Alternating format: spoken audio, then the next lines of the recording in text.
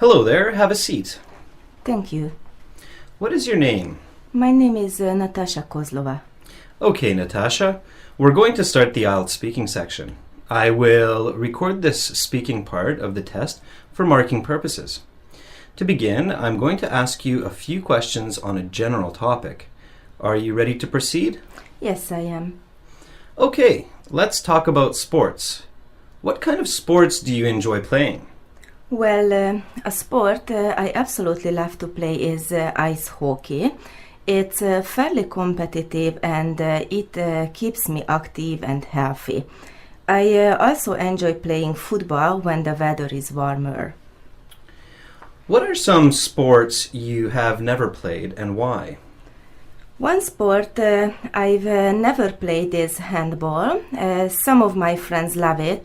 They play it in a league and watch it on television, but I find it very dull and boring.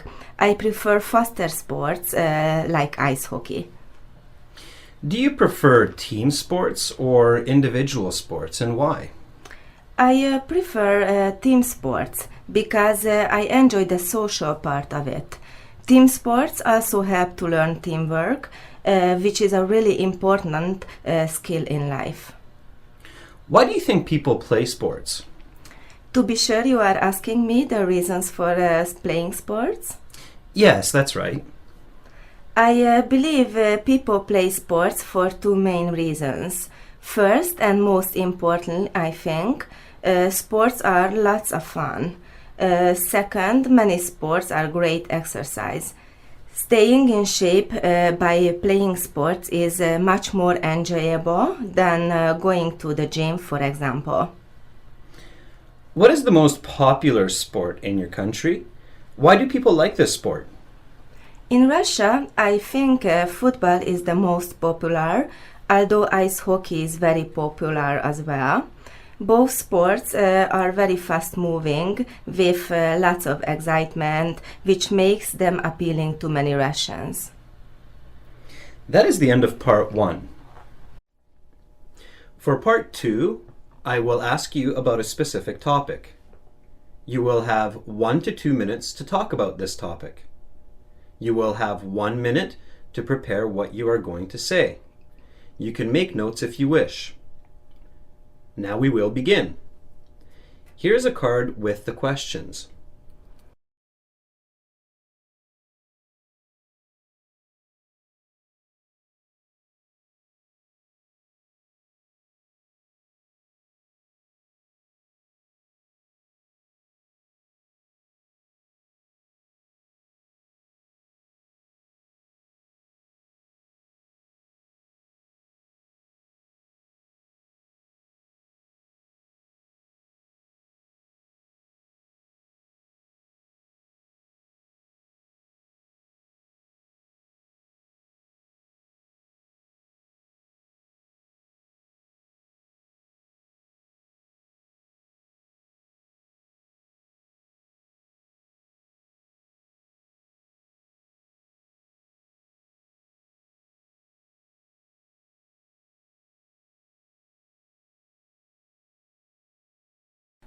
Okay, the 1 minute is up.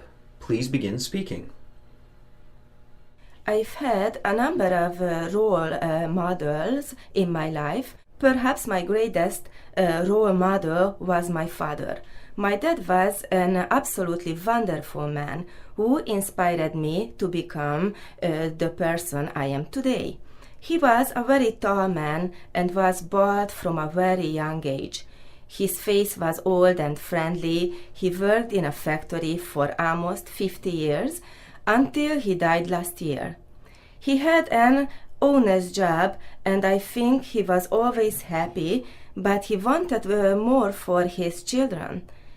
His leadership, honesty, integrity, and honor are what made him a great role model. When I was 11 and our family was going through some tough times with money, my father found a wallet on the road full of cash. The wallet contained about 2 months of my dad's salary.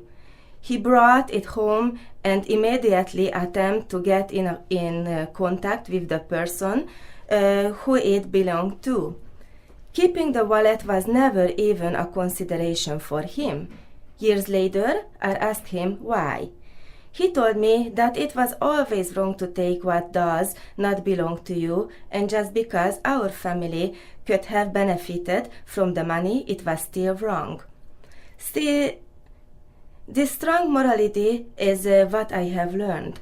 My father is still my inspiration, and that is what makes him my greatest role model. Okay, stop.